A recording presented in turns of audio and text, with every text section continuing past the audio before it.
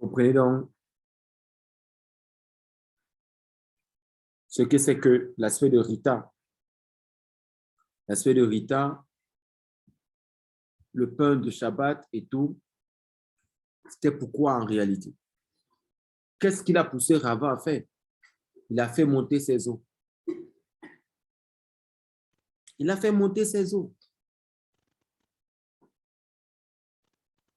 Et sachez que si vos eaux féminines montent, c'est comme si vous avez couché avec quelqu'un. Parce qu'une fois que ces eaux sont montées, vous devez accomplir.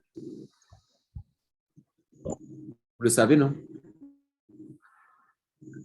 Une fois que ces eaux-là sont montées, si vous ne faites pas attention, vous allez commettre quelque chose de grave. Quelque chose de très grave. Malheureusement, c'est ce qui se passe aujourd'hui. Les gens sont confrontés à des situations très, très bizarres. La plupart des jeunes aujourd'hui, ils perdent le verra. Ils ont tous des problèmes de résultats. C'est ça le problème de recette. C'est ça qu'on parle de miséricorde. Pourquoi? Parce que c'est ça, Abraham. Il n'y a rien d'autre que tu peux rien construire, tu peux rien avoir. En dehors de ça, tu peux rien faire du tout. Si tu perds ton zéra, si tu perds tout, tu peux rien avoir. Tu seras obligé de continuer à fonctionner dans le mensonge. Parce que quand tu commences à perdre ton zéra comme ça, quand tu commences à perdre ton zéra, tu perds ton zéra. Rabbi Naman le dit d'ailleurs, écoutez ce qu'il lorsque tu commences à perdre ton zéra, tu perds ton zéra, qu'est-ce qui se passe? Tu ne peux plus rien avoir de ça. Tout ce qui sort d'honnête dans ta bouche n'a plus de valeur. Parce que le poids de la parole se trouve dans le zéra, le poids du zéra se trouve dans la parole. Donc, qu'est-ce qui se passe maintenant? Tu commences à mentir.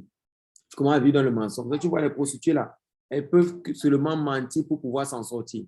Arnaquer les hommes pour pouvoir construire des maisons. Elles ne peuvent plus rien avoir honnêtement. Mentir que c'est la grossesse de tel pour pouvoir être assuré que le loyer sera payé. Raconter n'importe quoi parce que lorsqu'un homme il paie son zéra, lorsqu'un homme il est tout le temps, il dépense son zéra, il ne peut plus rien produire. Il est improductif. Il ne peut plus rien donner. Rien du tout. Il ne peut plus. Il ne peut plus rien donner. Il ne peut plus. Il ne peut plus rien. C'est pour ça que vous devez faire très attention. Très, très attention. Faites très attention. Faites très attention. Faites attention. Parce qu'il y a des gens... Excusez-moi, qu'est-ce que j'ai fait? Excusez-moi.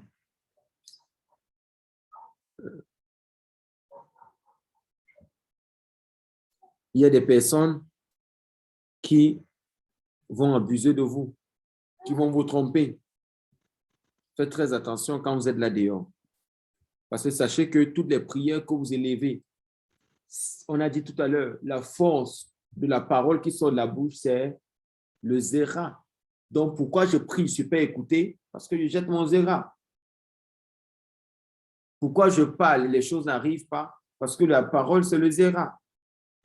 Pourquoi quand je perds le zéra, je parle le lendemain, personne n'écoute? Parce que là, ce qui sort de la bouche, c'est le zéra. Rien d'autre, c'est le zéra. C'est pour ça que les maîtres ont dit, prononcez bien les mots, même quand vous lisez le hébreu, prononcez bien les mots, parce que vous créez des entités spirituelles. Si la bouche crée des anges, si la bouche, quand tu commandes, la chose arrive, quand tu bénis, la chose se passe, à plus forte raison, le zéra. Écoutez, il dit, l'aspect de Rita, c'est dans deux aspects. Au niveau du yesod féminin et masculin, et au niveau comme ça de la bouche, du manger de la bouche. Il dit, sache que dans ce monde, toute chose, c'est mida keneget mida, c'est-à-dire mesure pour mesure. Que tout dans ce monde, c'est mesure pour mesure. Puisque tu as fauté par la nourriture, tu dois réparer par la nourriture. Ça veut dire quoi? La nourriture est le moyen comme ça que nous avons de réparer certaines fautes. Il faut que les gens le sachent. Que la faute de Rafa, c'est au niveau du manger. du manger. C'est ça que l'homme a deux problèmes sur cette terre. Deux problèmes. Pour ne pas dire un. Le zivouk, l'âme seule et le manger. Il n'a pas d'autre. Il n'a pas les histoires de commérages. Non. Si l'homme, il a ce qu'il mange, il va chercher la femme. Si un homme, il a la femme, il va chercher ce qu'il mange. Il n'y a pas deux choses. C'est au niveau de la bouche et du bas. Les membres ne comptent pas.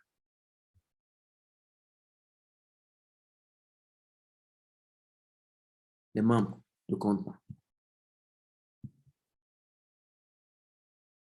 Alors, il dit, c'est dans la nourriture que nous réparons un certain nombre de choses. Parce que ce n'est pas là que nous avons fauté et ce n'est pas là que nous pouvons réparer. Ne dis donc pas que, en quoi est-ce que ceci me concerne? Car en réalité, nos maîtres disent que l'âme de tout individu est à l'intérieur de Rava. Ça veut dire quoi? Que comme Rava elle a fauté, toutes les âmes se retrouvent sont à l'intérieur d'elle en fait. Toutes les âmes sont à l'intérieur de Rava. Parce qu'elle a fauté, toutes les âmes sont incluses à l'intérieur d'elle. On dit comme ça.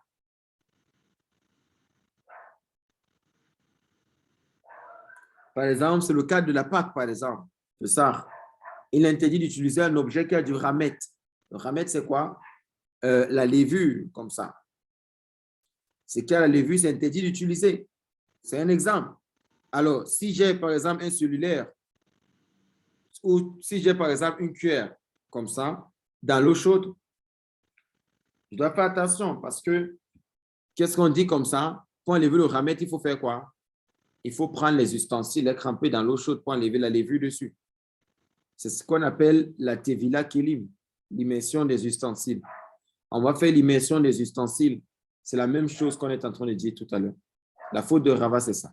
Ça veut dire, ne te dis pas un seul instant que ce que j'ai fait, comme j'ai demandé pardon, c'est fini. Tu ne sais pas ce qu'on appelle demander pardon. Ne dis pas que, comme j'ai oublié, je ne veux pas qu'on me rappelle. Non, mais qu'est-ce que tu parles? Ce que tu fais a une action, ça a un impact dans le temps et ça continue à agir. Tu dois juste trouver le moyen de réparer comme ça. Alors, quand Adam et Rava étaient en contact comme ça avec l'impureté, ce qui s'est passé, c'est que c'est quoi être en contact avec l'impureté? C'est de confondre le bien et le mal. C'est ce qui se passe aujourd'hui. On vit dans un monde de confusion. On fait passer les écoles de rôle ou tout au moins les sciences profanes avant les sciences saintes.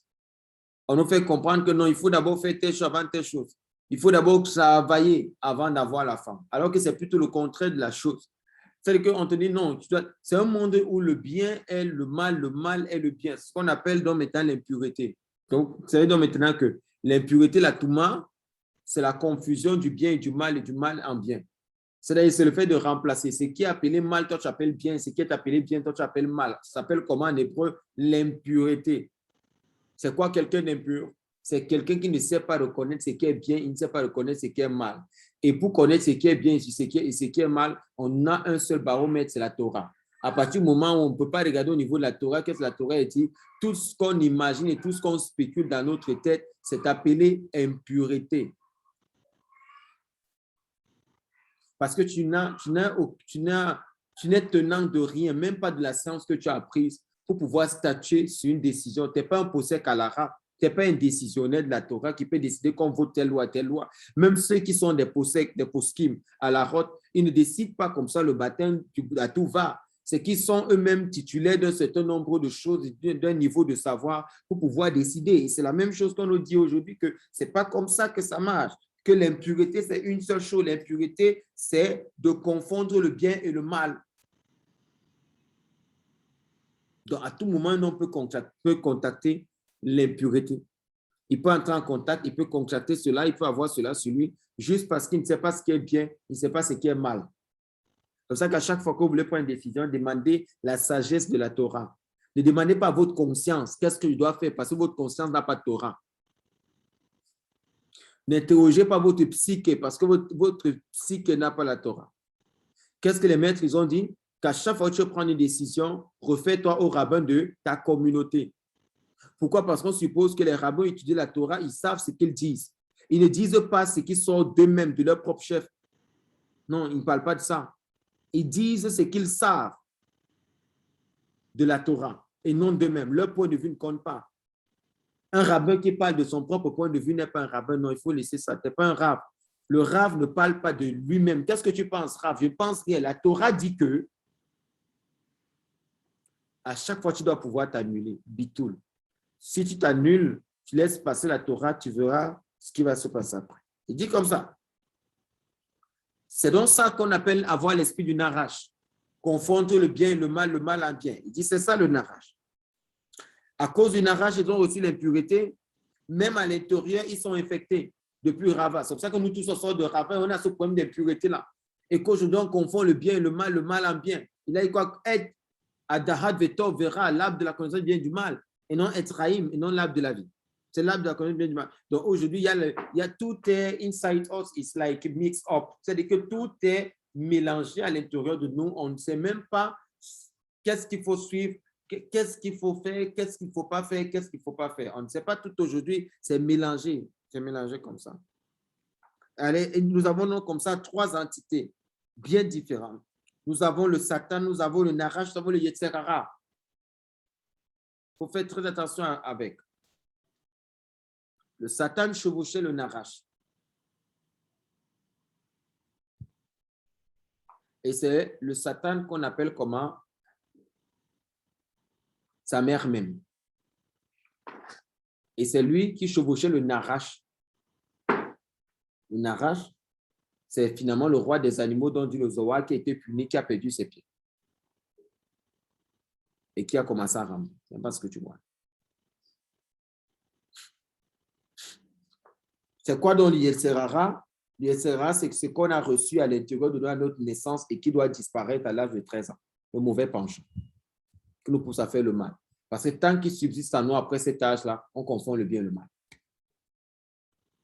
On voit quelqu'un dit non, si je prends Ferdinand dans ma maison, il est très grand, déjà, il va me bouffer de l'espace, il n'aurait plus mon intimité et tout. Quelles sont ces pensées que tu as? À chaque fois, il faut examiner vos pensées. À quel niveau vous êtes situé? Est-ce que vous n'êtes pas déjà en train de confondre le bien et le mal? Est-ce que vous ne faites pas primer l'ego dans le sens de vouloir garder ton confort sans te soucier que l'autre également, le fait de te priver, qui pour les gens, c'est le mal que tu fais, mais pour Hachem, c'est le bien parce que dit la Torah. Tu peux étudier certaines Torah et tu es un genre avec les gens. Tu dois être capable de lire. Et si tu as la capacité de lire, tu sais que telle personne, elle doit rester là, elle doit recevoir et puis elle va construire. Mais si toi, tu veux rester au niveau de ton confort, tout le monde a mis rester dans cette maison seul et faire n'importe quoi. Je prends un cas. Rasvé Shalom fait venir n'importe qui veut dans la maison aussi et fait n'importe quoi, ni vu ni connu. Je suis très sérieux là-dessus. Mais lorsque tu utilise la Torah à un certain niveau, on essaie de faire la différence entre l'utile et l'agréable et entre ce qu'il ne faut pas faire et ce qu'il faut faire. Ça, on essaie chaque fois de mettre des choses à leur place. Regardez, il dit comme ça. Le Yeserara, c'est le mauvais côté. C'est le mauvais côté de la terre. C'est ce qu'on appelle en réalité la mauvaise intention. Donc, quand les mauvaises intentions dont je parlais tout à l'heure commencent à monter, ça veut dire que tu perds du zéra. Et s'il y a des mauvaises pensées qui montent à l'intérieur de moi, des pensées, par exemple, de rébellion, des pensées de ceci, si vous dites soyez ici que si vous avez fait le mal, laissez-les là-bas, on est en train d'avancer. Laissez-les, quittez avec le mal. Pourquoi? Parce que si tu entres dans ce jeu de vouloir commencer à construire tout ton être au niveau de ces pensées-là, ce qui se passe exactement, c'est que tu commences à perdre ton zéra et tu commences à rêver des choses matérielles. Alors, la dimension de rêve où on voit des choses qui sont matérielles qu'on ne comprend pas, c'est parce qu'on perd du zéro. Si on parle moins des choses inutiles, si on évite, tu as su ce que Stéphane l'a dit dans la voiture, quand le chauffeur a voulu me faire quelque chose, il a dit, mais toi qui as la retenue pour parler, pourquoi? Parce que c'est ce que je lui ai dit tous les jours. Tu dois être capable de te taire. Parle des questions de Torah. Parle pendant 10 jours, il n'y a pas de souci. Parle même 100 ans de Torah. Tous les jours, tu casses les oreilles avec la Torah. Mais le jour où tu vas faire sortir une seule parole de rôle, une seule parole profane, tu vas voir toute ta Torah être déconstruite à l'instant. Ah ouais. Tu peux être un homme saint, kadosh à tous les niveaux. Non, lui là, vraiment, je n'ai pas encore vu quelqu'un par les saintetés que les hommes, je suis saint, écrit ça sur l'autel. Lui là, vraiment, oui, parce qu'aucun homme n'est parfait. On travaille tous les jours ses qualités pour être appréciable par les autres. On fait l'effort. Nous tous, on a tous des mauvais caractères. L'animalisme, comme un monsieur disait, habite à l'intérieur de nous, l'animalisme. Oui, on est tous des gens barbares à la base. On n'a même pas de bonne qualité, mais on bagarre tous les jours. Je vous ai raconté l'histoire de Rabbi Pinras. Rabbi Pinras, il dit un jour comme ça, il est en France, je ne sais pas ce qui s'est passé. Il y a le feu, on lui demande de s'arrêter. Le policier commence à mentir, comme le noir. Il dit qu'il est sorti. Qu'est-ce qu'il a fait? Il a donné le coup de poing sur la voiture. Bam, bam, bam. Le policier veut venir l'arrêter comme ça. Pardon! Il est grande. La colère, c'est la colère qui fait ça. Ne pouvant pas se défouler sur le policier, s'est tourné vers sa voiture. Bam, bam, bam. Vous voyez ce que la colère fait? Vous avez raconté une fois que la colère elle est montée comme ça un jour ici. iPhone. Ma femme ne faisait que me... J'ai pris le téléphone. J'ai lancé ça. C'est moi qui avais perdu. Parce que j'ai passé une bonne période ici sans téléphone. Vous voyez ce que la colère fait? Nos maîtres, ils ont dit comme ça là dans le Shulchan Aruch que celui-là qui agit dans la colère est possédé par un démon. Et il a dit, ne le regardez pas en face, parce que tu regardes quelqu'un qui est en colère, le démon, il est en train de voir. Et il a dit chez nous, quelqu'un qui est en colère, qui atteint le niveau de l'agitation, il ne faut pas le séparer, laissez les bagarres. Va-t'en, laisse-le. Pourquoi? Parce que si tu viens l'arrêter, il va gonfler plus. C'est ça le démon. C'est comme ajouter de l'huile sur le feu. Nos maîtres, ils ont dit, si vous voyez des gens en train de bagarrer, même c'est vos connaissances, s'ils arrivent au niveau là, laissez-les. Donc, nos maîtres, ils sont sages. Pourquoi? Parce qu'en voulant les séparer, ils vont attiser encore plus de gens. Il faut les laisser. Tu ne connais pas peu de type air. Toi, tu es de type feu. Ça devient ta part de problème. Ou bien type feu, toi, tu ne sais pas, tu ne connais pas tout ça. Tu viens séparer, non, tu as vu tous les paramètres, laisse-les faire le show. Tu es là, tu grondes partout, je passe. On te dit même que c'est moi, tu ne peux même pas croire. C'est les mêmes situations parce que je n'ai pas envie. Je n'ai pas envie d'être connecté. Je n'ai pas envie d'être connecté à ça. Je n'ai pas envie d'être connecté à ça. Je n'ai pas envie. Je te dis non, stipule. Je n'ai pas envie. Sinon, je vais me mettre dans une situation où je ne pourrais pas parler. Donc, je n'ai pas envie. Et c'est ce que vous devez comprendre. Ne vous donnez pas comme ça à ce genre de choses. Il y a plein de gens, comme vous voyez là dehors, qui vont toujours vouloir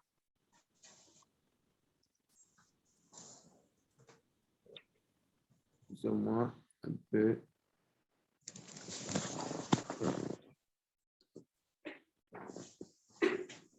Ok, ne quittez pas. Voilà. Il y a des gens. Il y a quelqu'un qui a son micro allumé là. Voilà.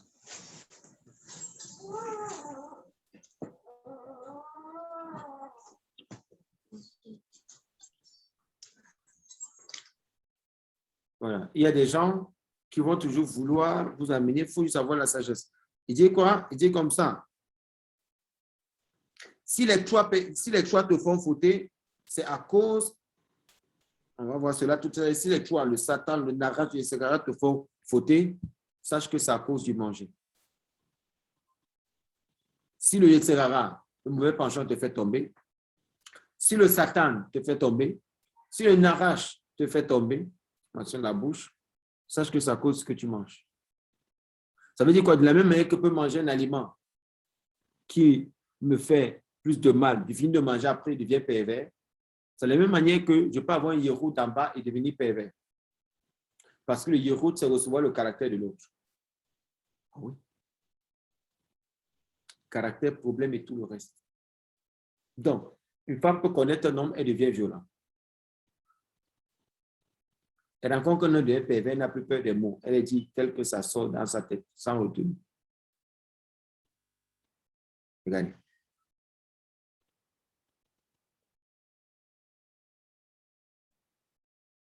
Il dit, si le Satan, le Yetzirara te font le combat, c'est parce que tu manges mal.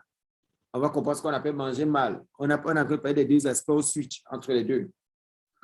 C'est comme ça. Sache qu'il y a un endroit où vous devez être attentif. C'est au niveau du manger. Que s'il y a un endroit où tu dois être attentif dans ce que tu manges. Est-ce que ce que tu manges est cachère? Est-ce que tu as fait la bénédiction dessus? Est-ce que tu manges quoi? Tu manges les tomates pourries? Rabbi Naman de Breslev, il dit lorsqu'un homme graisse sa table du kidouche et qu'il met des aliments sur la table, les aliments commencent à bagarrer entre eux, spirituellement. Oui.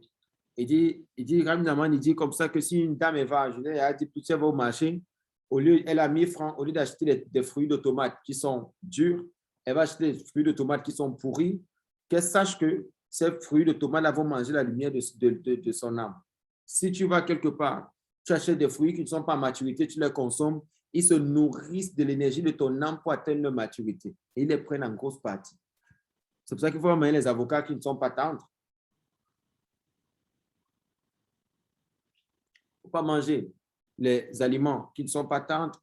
C'est-à-dire, par exemple, vous prenez un aliment qui n'est pas tendre, vous le consommez, vous devez faire très attention avec. Continuez comme ça. S'il y a un endroit où vous devez être attentif, c'est comme ça au niveau du manger. Vous ne devez pas jouer avec votre manger. Vous ne devez pas jouer avec. C'est-à-dire, vous devez contrôler tout. Est-ce que ce que vous êtes en train de manger comme ça est caché parce que c'est l'aspect comme ça de Rita? Vous devez regarder, est-ce que c'est caché, ce que je suis en train de manger? Est-ce que ce que je suis en train de manger, est-ce que j'ai fait la brara dessus? Est-ce que j'ai contrôlé telle chose et tout? Parce que vous voyez, ce qu'on mange, en fait, ce qu'on mange, c'est ce qu'on est. Oui, ce qu'on mange, c'est ce qu'on est. Donc, on doit faire très attention avec. Parce que si on ne fait pas attention comme ça avec le manger, ce qui va se passer simplement à l'intérieur de nous, c'est que le Satan, le Yetzirara et le Narash vont nous combattre toute notre vie. Ça veut dire quoi? Pour limiter donc la pression, la tension et tout le reste à l'intérieur de nous. Qu'est-ce qu'on doit faire? On doit contrôler le manger. Manger en bas comme manger en haut. C'est-à-dire qu'il y a une question, puisqu'on vient de le dire, que si quelqu'un ne contrôle pas son manger, ce qui va se passer, c'est que le Satan, le Narash et Yeserara vont être à tes crousses. Et on a dit que l'aspect de Rita, comme ça, c'est manger en haut et en bas. Et on a expliqué tout ce que c'est. Est-ce qu'il y a une question? Vous, ici, il y a une question. Sur Zoom, c'est bon?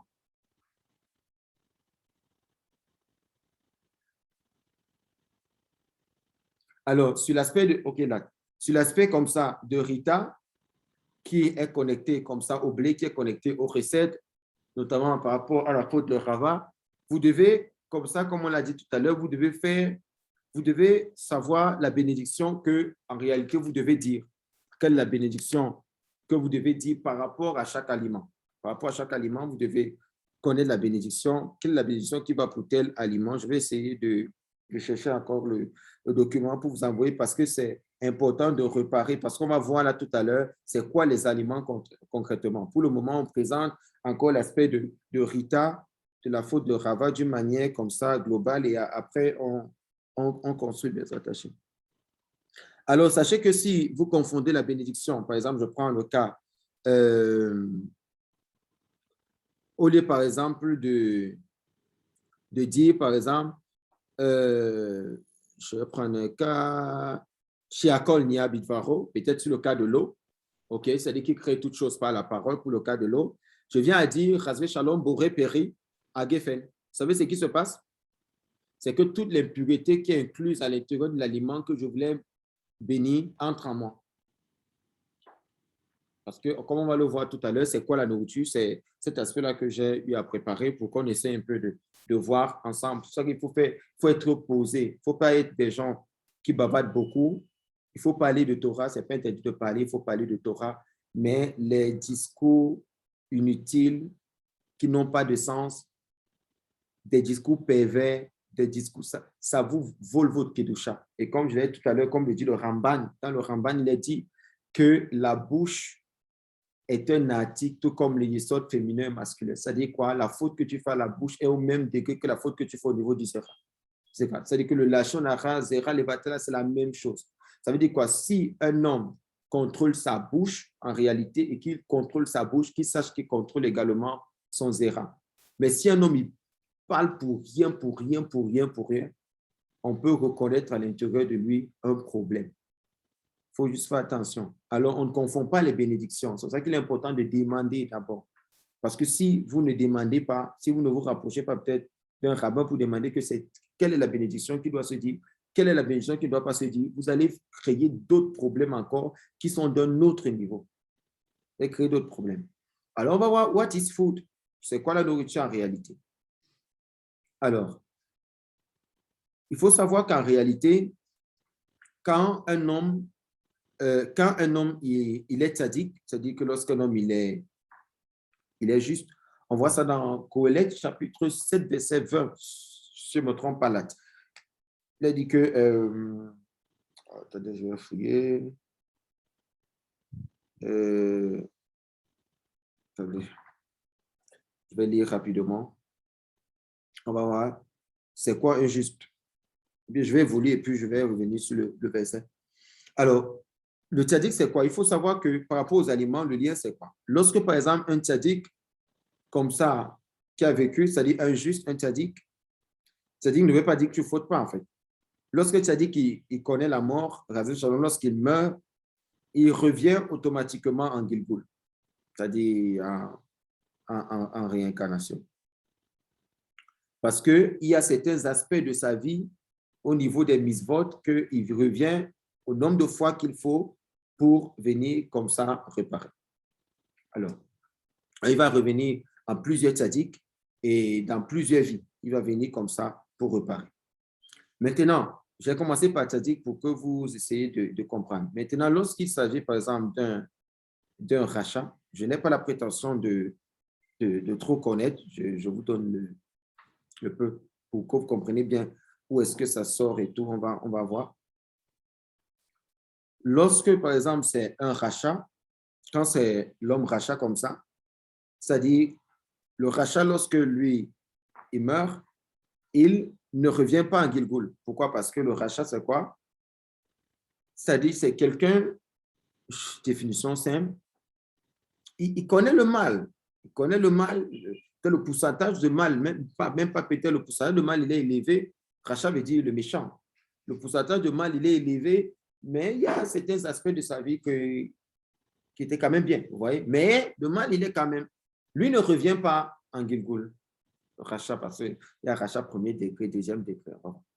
Lui, selon ce que j'ai appris, lui, il ne revient pas comme ça en Gilgul. Qu'est-ce qui se passe? C'est qu'il va comme ça au Gehinom. Et le Gehinom, c'est la Guéhenne, comme on appelle figuralement. Il va au Gehinom et là-bas, il passe 12 mois. C'est-à-dire 12 mois. Et après les 12 mois, c'est-à-dire il est purifié, c'est-à-dire il est nettoyé. Et après les 12 mois, lorsque le compte est bon, il va au Gan Eden. OK. Il va au Gan Eden. Il va au Jardin d'Eden. Maintenant, il y a une deuxième catégorie de rachat, c'est elle que je voudrais aborder, c'est rachat deuxième degré. C'est comme ça, moi, j'aime les appeler. Rachat deuxième degré. Si je crois que je ne vais pas me tromper, je vais demander à mon rabbi après. Rabbi Pinras. Alors, il y a le rachat comme ça, deuxième degré. Lui, celui-là, c'est celui qu'on ne trouve même pas des actions. Il n'y a même pas des actions. Tu ne te trompes pas, c'est très très bien ce que tu dis. Pardon, Rabbi? J'ai dit, tu ne te trompes pas, c'est très très bien tout ce que tu dis. D'accord, Rabbi, Toda. Alors, il y a le rachat du deuxième degré. Lui, on ne trouve même rien en lui. Il n'a pas de bon aspect. C'est le mal, quoi. Le mal, il est complet. C'est-à-dire, lui, par contre, lorsqu'il meurt, il ne va pas au Gehinom. OK? Il ne va non plus, il ne revient non pas, bon, tout au moins, il ne vient pas en Gilgul de Tchadik, mais il va dans un lieu, moi j'appelle ça un palier, il a volé Gehinom. On appelle là-bas le Kafakela. Et dans le cas Fakela, il reçoit ce qu'on appelle en anglais a strange gilgul, un gilgul étrange. Et c'est là-bas qu'on retrouve des gilguls qui peut revenir comme un fruit, ok, comme un animal, ok, comme une pierre, comme un arbre. Donc là-bas, on reçoit comme de l'air. Et on reçoit un gilgul étrange. C'est-à-dire que vraiment étrange. On appelle là-bas le kafakela. Vous savez, quand on est en voiture, il passe du kafakela.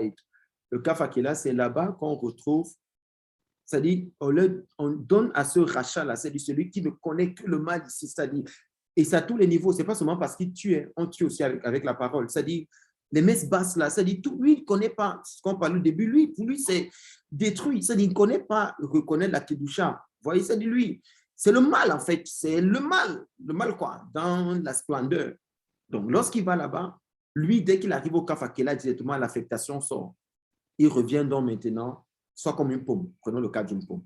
Et c'est donc ça dans les fruits que nous mangeons. Okay? Toute la nourriture que nous mangeons, les féculents et tout, c'est les rachats deuxième degré qui sont morts, qui sont allés au kafakela et qui ont reçu un gilgul étrange. Et ce sont eux qu'on doit réparer pour ne pas bénéficier du mauvais aspect qui est en eux, mais du bon aspect de l'aliment. D'où l'importance de dire la bénédiction qu'il faut. Au fur et à mesure du cours, je vais entrer encore plus. Si les 40 minutes s'écroulent, je vais relancer, envoyer le lien à nouveau. Toda, Ravi, Toda. Donc, au fur et à mesure, je vais... Donc, les aliments, là, que ce soit l'eau, parce que sachez qu'au kafakela, on revient aussi comme l'eau. Pour ceux qui sont déjà allés au mikvé, quand on va à la Tevila ensemble, je vais faire souvent comprendre cela. Ce n'est pas vous, il y a ça vit en fait, ça vit.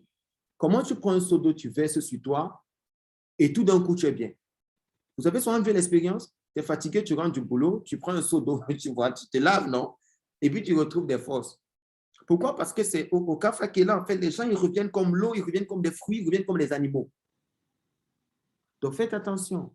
Vous avez suivi l'histoire, je prends un cas comme ça, où les arbres disparaissent souvent, ceux qui sont des scieurs, oui, Ephraim, oui, les essences d'arbres, toi qui es architecte urbaniste, c'est-à-dire, ça disparaît. On a vu l'arbre maintenant, il venait scier, l'arbre fuit. Tu expliques ça comment? Et ceux qui étaient avec moi, on a fait Bikat à Ilanot, la dernière fois, on allait planter les arbres, on a fait les bénédictions et tout, mais vous voyez bien qu'en réalité, ce n'est pas la rigolade. On ne peut pas se lever un matin et prendre un fruit, faire n'importe quoi qu'on veut avec. Vous voyez un peu, ou se servir plus qu'il n'en faut, faire du gaspillage de nourriture, ok, ou faire mal l'abattage rituel d'un animal, la shrita, juste parce qu'on a envie de... Non, on peut pas manger dehors. On ne peut pas manger dehors. On peut pas... Tu sais que c'est quoi? Est-ce que celle qui a préparé, elle a dit une bénédiction sur les aliments là? Non, tu ne sais pas. C'est pour ça qu'il est important de se marier. Parce qu'au moins, si tu suis le cursus des enseignements avec ton épouse, elle comprend les mêmes choses et elle sait comment arranger son foyer. Parce que si là-bas, du côté là, c'est foutu, toi, tu ne peux rien. Donc, toutes les portes s'ouvrent parce qu'au niveau de la cuisine, vous voyez bien, c'est l'aspect de Rita, c'est-à-dire, on ne joue pas avec le manger. Ce n'est pas le manger que la faute elle est venue et ce n'est pas le manger qu'on repart la faute de Rava, la faute d'Adam. C'est-à-dire que tout, vous voyez comment l'aspect de Rita il devient profond. Donc, si quelqu'un donc n'arrange pas, il détruit tout. Tu fais tomber le monde. Donc, la mode, tu fais tomber. Donc, qu'est-ce qu'on fait? Tous les jours, on s'arrange. Donc, la nourriture, c'est quoi? La nourriture, c'est l'âme. La nourriture, c'est l'âme. C'est les neshamot, ce sont les âmes, la nourriture que vous voyez là. Ne jouez pas avec. Si on vous sert un plat, prenez la quantité qui vous suffit et dites la bénédiction sur le repas. C'est important de dire la bénédiction. On va travailler sur les bénédictions ici, on va faire le culte. C'est important de les connaître seulement à la base d'abord. On ne demande pas d'être parfait tout d'un coup. On travaille ensemble, on travaille les bénédictions et tout, et on les mécrit. Ça fait en sorte que au moins on sait la bénédiction avant d'arriver au niveau de l'intention et tout. On sait ce qu'il faut dire parce que ça, c'est ça. Si c'est le fruit de l'arbre, on sait ce qu'on dit. Si c'est le fruit de la terre. Une fois qu'on connaît la classification et ce qui passe avant et ce qui vient après, c'est important. On est à un bon début de réparation de certaines racines et de pouvoir libérer, permettre à certaines âmes qui sont coincées dans ces aliments-là de pouvoir retrouver leur chemin. En faisant la bénédiction, vous voyez donc ce qu'on appelle finalement chez nous sauver les âmes. Ça n'a rien à voir finalement avec ce que on a bourré les oreilles aux gens, là, excusez-moi, je sais, je suis parenthèse comme ça. Parce que le véritable travail, il n'est pas au niveau du bavardage avec le microphone dans un carrefour. Le véritable travail, c'est même dans le plat même que tu as comme ça. Tu sais le nombre d'âmes qui sont incluses.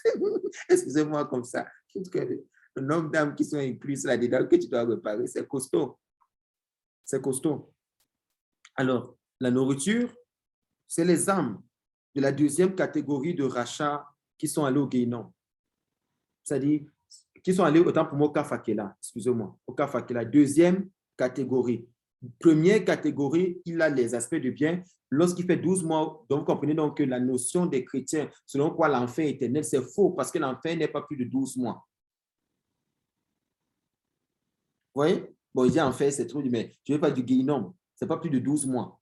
Quand quelqu'un meurt, dès que quelqu'un meurt, son jugement commence à l'instant. Et il en a pour 12 mois. Après, on statue. Ce n'est pas une affaire où on attend tous lorsque, excusez-moi, lorsque Otto Aïchi va venir, vous voyez, puisque on n'a pas le temps de ces histoires-là. Et puis à la fin, tout le monde sera réuni dans une grande cour, on va exposer les fautes de tout le monde. Non, nous, on repart tout à partir de maintenant. Voilà, Rosh Hashanah qui va commencer. Yom Kippur. Vous voyez, nous, on repart en fait. On sait que Hachem, on a fauté, on sait qu'on a fait ceci. La faute peut être à tous les niveaux. Tu ne sais pas que tu fais du mal aux aliments. Lorsque, par exemple, moi, j'ai pris un cas, j'étais avec 2 étudiants ici et on arrive à la poste centrale, ils achètent des oranges déjà découpées, la pelée et puis fendues en deux. Je dis, mais qu'est-ce que tu fais? Rabbi, j'ai soif. Je dis, tu as soif comment? Qu'est-ce que tu racontes? Bon, achète peut-être des oranges, tu vas les faire à la maison. Là, au moins, tu vas dire la brara. Mais celui qui a fini de peler, qui a déjà fendu, c'est exposé au soleil comme ça. Toi, tu viens prendre directement. L'orange, c'est combien? 50 francs. Puis tu vois un peu. Qu'est-ce que tu fais? Tu fais quoi? C'est pas plus, c'est pas caché. En fait, c'est pas c'est n'importe quoi. Tu as le temps de sauver l'aneshama qui est à l'intérieur. Comment? Tu sais qui c'est? Tu sais pas. Les âmes souffrent. Alors, deuxième catégorie de rachats qui sont allés, qui ne sont pas allés au Guénon, mais qui sont plutôt allés comme ça au Kafakela. Donc, on a donc besoin de faire ce qu'on appelle une bénédiction, une brara dessus. Parce que quand on mange, on doit faire la bénédiction. Lorsqu'on fait la bénédiction, basiquement, qu'est-ce qui se passe? Nous sommes en train d'unir ce qu'on appelle les... Lorsqu'on dit la bénédiction, on unit le sang. C'est-à-dire, nous sommes en train de faire un lien. La bénédiction, c'est mettre ensemble. La brara, c'est-à-dire vous créez un mariage, en fait. Chaque fois que vous dites la bénédiction, vous créez un mariage. C'est pour ça qu'il ne faut pas lier par une mauvaise bénédiction.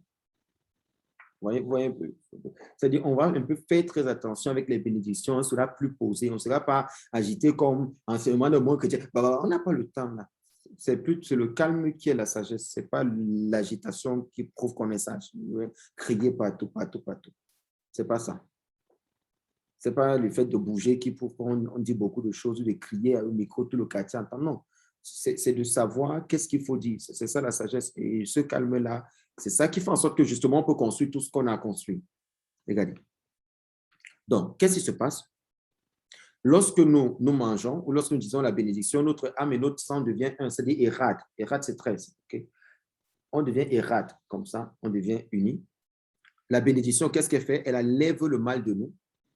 Quand nous la réclamons, du coup, et qu'est-ce qu'elle fait? Elle éloigne de nous, si par exemple on n'a pas dit la bénédiction qu'il faut, c'est qu'on bénéficie, c'est des problèmes de cette âme.